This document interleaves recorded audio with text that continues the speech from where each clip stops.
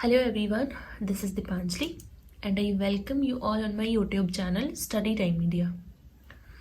बच्चों प्रीवियसली हम लोगों ने एटम्स और मॉलिक्यूल चैप्टर स्टार्ट किया हुआ था जिसमें मोस्टली टॉपिक हम डिस्कस कर चुके हैं।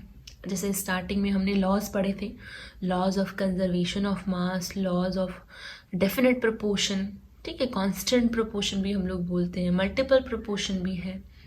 तो ये हम लोगों ने देखे थे, आई होप समझ में आए होंगे। साथ ही साथ हम लोगों ने एटॉमिक मास यूनिट के बारे में पढ़ा था, इसके बाद केमिकल फार्मूला को जाना, ठीक है, आई होप समझ में आए होंगे टॉपिक्स। ये एक प्लेलिस्ट है पूरी एटम एंड मॉलिक्यूल चैप्टर, पूरा का पूरा अब तक का जितना भी हो गया है सारी वीडियोस उस प्लेलिस्ट में आप लोगों को मिल जाएंगी। अगर आपको समझ में आता है तो अपने दोस्तों के साथ भी शेयर कीजिएगा और चैनल को सब्सक्राइब कीजिएगा, वीडियोज़ को लाइक कीजिएगा। आज हम लोग पढ़ेंगे नेक्स्ट टॉपिक उसी चैप्टर से रिलेटेड, तो ग्राम एटॉमिक मास और ग्राम मॉलिक्यूलर मास, दोनों टॉपिक को हम लोग आज इस वीडियो में कवर करेंगे।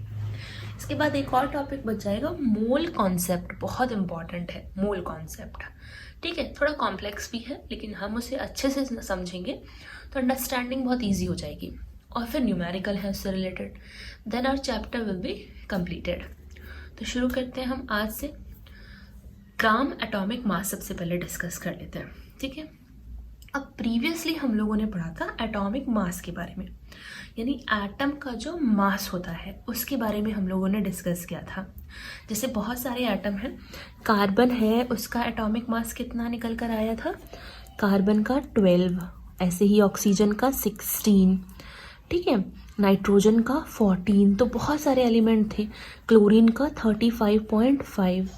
तो ये वैल्यूज़ है एटॉमिक मास की, एटम के मास की। और मोस्टली जो एटम का मास होता है वो उसमें प्रेजेंट प्रोटॉन और न्यूट्रॉन, इनकी वजह से होता है, ठीक है, प्रोटॉन और न्यूट्रॉन की वजह से होता है एटम का मास। तो कहने का क्या मतलब है कि अगर ये एटॉमिक मास जो कि सब एलिमेंट का अलग अलग होता है एज रिटन हियर, तो वो एटॉमिक मास अगर हम ग्राम में प्रेजेंट कर दें ना, तो उसी को ही सिंपली हम ग्राम एटॉमिक मास कहेंगे। कितना सिंपल है, ठीक है। Atomic mass of a substance expressed in gram, gram में प्रेजेंट कर दो उसको। जनरली तो एटॉमिक मास जो है वो म्यू में लिखते हैं हम लोग, है ना, AMU में पहले लिखते थे, अब सिर्फ म्यू वर्ड लगाते हैं। AMU एटॉमिक मास यूनिट में रिप्रेजेंट करते थे किसी का भी। क्लोरीन का जैसे कार्बन का 12U है, ये हो जाएगा, तो ये एटॉमिक मास यूनिट हुआ करती थी। But now we are using this gram, ठीक है। तो जैसे कार्बन का कितना हो गया gram atomic mass, 12 gram. In place of this you ना we are using this G, तो इसका ग्राम 14 ग्राम, बस इतनी सी बात है। एटॉमिक मास ऑफ ऑक्सीजन जैसे कि 16U हुआ करता था, लेकिन ग्राम एटॉमिक मास की बात करेंगे तो 16 ग्राम लिख दो। अब ये जो ग्राम एटॉमिक मास होता है ना, यानी एटॉमिक मास, वो 1 मोल, अगर हम किसी एटम की बात करें, देखो यहाँ पे सिर्फ एक एलिमेंट की बात कर रहे हैं, ठीक है। अगर हम एटम की बात करते हैं या मॉलिक्यूल की बात करते हैं, मॉलिक्यूल की भी करेंगे जब मॉलिक्यूलर मास पढ़ेंगे, तो सपोज करो अगर हमने एटम की बात करी है तो एटम के 1 ग्राम एटॉमिक मास में 1 ग्राम एटॉमिक मास की वैल्यू पता है कितनी होती है, वो 1 मोल के बराबर होती है, ठीक है। मोल कॉन्सेप्ट में मोल को भी डिस्कस करेंगे। और 1 मोल में कितने एटम्स प्रेजेंट रहते हैं, एटम के केस में 0.22 इंटू 10⁻23 एटम्स। पता है, एक अगर इतने एटम अगर हम किसी में गिन लें, कोई एलिमेंट होगा उसमें कितने एटम्स हैं, ठीक है, बहुत सारे एटम से मिलकर बना होगा। भाई एटम ऐसे हैं जिनको हम अपनी आंखों से भी नहीं देख सकते, तो वो एलिमेंट, वो सब्सटेंस बहुत सारे एटम से मिलकर बना है। और अगर एटम इतने हो जाए ना, 6.022 इंटू 10⁻23 एटम्स अगर हो जाए, तो उनके नंबर एग्जैक्ट किसकी वैल्यू के बराबर होता है, 1 मोल। तो यानी इतने एटम को हम कह सकते हैं कि वो 1 मोल के बराबर है। और इस नंबर को हम एवोगैद्रो नंबर कहते हैं, एवोगैद्रो नंबर, ठीक है, रिप्रेजेंट करते हैं L से। तो ये नंबर दिया गया है किसी भी क्या नंबर ऑफ एटम को प्रेजेंट करने के लिए। और नंबर ऑफ एटम अगर इतने हो तो वो 1 मोल के बराबर होता है। और 1 मोल किसके बराबर है? 1 ग्राम एटॉमिक मास। ठीक है, 1 ग्राम एटॉमिक मास 1 मोल के बराबर।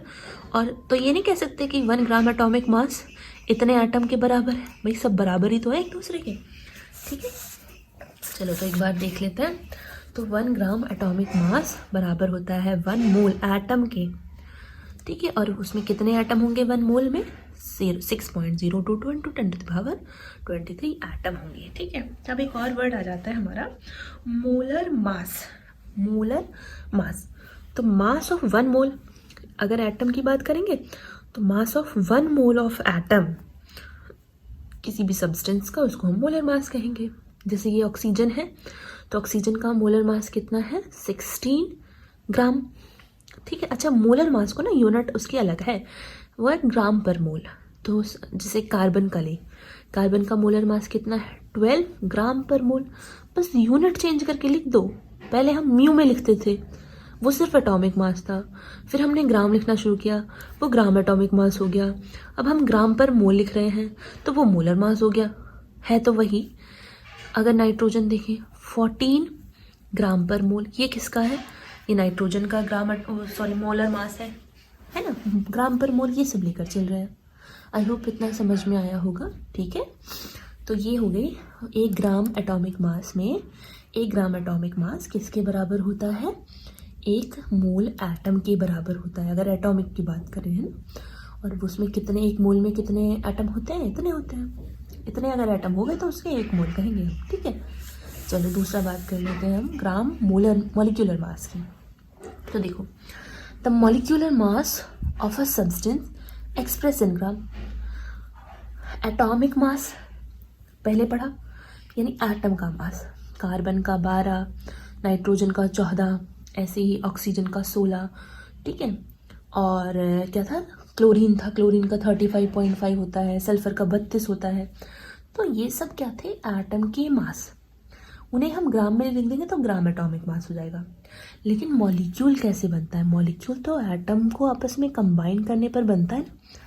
जैसे देखो O + O, अगर हम इन्हें आपस में कंबाइन करेंगे, वैसे तो गैसेस के फॉर्म में होते हैं, तो ये 2 एटम आपस में कंबाइन होकर O2 नहीं बना देंगे। O2 क्या है? अब मॉलिक्यूल है। वाटर क्या है? मॉलिक्यूल है। कार्बन डाइऑक्साइड क्या है? मॉलिक्यूल है। ठीक है, लो H2S हाइड्रोजन सल्फाइड क्या है? मॉलिक्यूल है। कैसे बना है? मॉलिक्यूल्स को आपस में मिलाने पर। तो इसका अगर हम मॉलिक्यूलर मास निकाल लें, अलग अलग नहीं, मॉलिक्यूलर मास कह रही हूँ। जैसे यहाँ से ऑक्सीजन का 16 होता है, 2 से मल्टीप्लाई कर दो, 16 × 2 = 32। तो ऑक्सीजन का मॉलिक्यूलर मास कितना हो जाएगा? 32 म्यू मॉलिक्यूलर मास। अगर ग्राम में प्रेजेंट कर देंगे तो वही क्या हो गया? ग्राम molecular mass of oxygen is 32 gram. Isn't it easy? अब देखो कार्बन है, 12 होता है कार्बन, प्लस 2 × ऑक्सीजन 16 होता है, तो 16 दूनी 32 और 12 44। म्यू लिख देंगे तो सिर्फ मॉलिक्यूलर मास, ग्राम लिख देंगे ग्राम मॉलिक्यूलर मास। तो molecular mass of a substance expressed in gram, gram में एक्सप्रेस कर दो बस, और कुछ नहीं करना।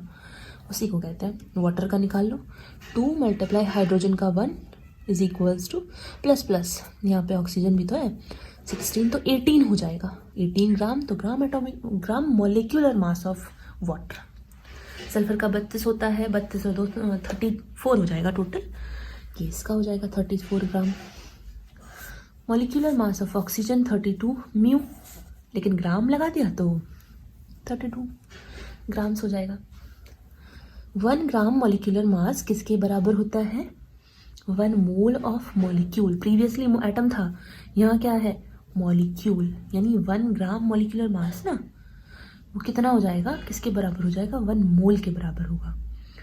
ठीक है, और 1 मोल में कितने मॉलिक्यूल होंगे? देखो पहले एटम के केस में कहेंगे तो एटम, पता है ये जो वैल्यू है ना, ये डिपेंड करती है हम क्या ले रहे हैं। हम एटम ले रहे हैं, हम मॉलिक्यूल ले रहे हैं, या फिर हम आयन ले रहे हैं।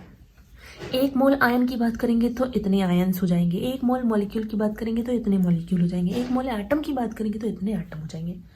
एवोगैड्रो नंबर है सब केस में। उसके लिए यूजुअल है, ठीक है। तो मोल के केस में मॉलिक्यूल, एटम, आयन के नंबर इतना ही रहेगा। एवोगैड्रो ने हमें ये नंबर दिया है और हमें याद रखना है, ठीक है। तो ये हो गई किसकी बात, ग्राम मॉलिक्यूलर मास की। ऐसे ही मोलर मास भी हो जाएगा इसके केस में। जैसे mass of 1 mole of the substance लिया गया है, ऐसे ही मोलर मास हम इसके केस में भी बोल सकते हैं, ठीक है। Molar mass substance, mass of 1 mole of its molecule. पहले हम एटम कह रहे थे, 1 मोल ऑफ एटम, यहाँ पे मोलर मास हो जाएगा 1 मोल ऑफ मॉलिक्यूल। तो वो इतना इम्पॉर्टेंट, मतलब हम कह सकते हैं कि वो दोनों सिमिलर ही हैं, मोलर मास दोनों के केस में।